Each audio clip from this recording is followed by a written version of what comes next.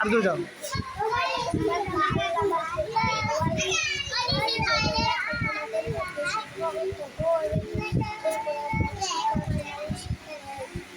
Number হাদিসের কাফাবিল মাররি কাযিবান আইয়ুহাদ্দিদা বিকুল্লি মা সামিয়া।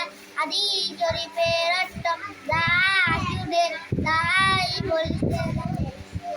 আসসালামু আলাইকুম ওয়া রাহমাতুল্লাহি ওয়া বারাকাতুহু। 22 নাম্বার হাদিস আল-যুলুমুল মুযলিমাতু ইয়াউমাল কিয়ামাহ। হাদিস শরীফের অর্থ জুলুম কিয়ামতের দিন ভীষণ অন্ধকার হইয়া দেখা দিবে। আর দূরে।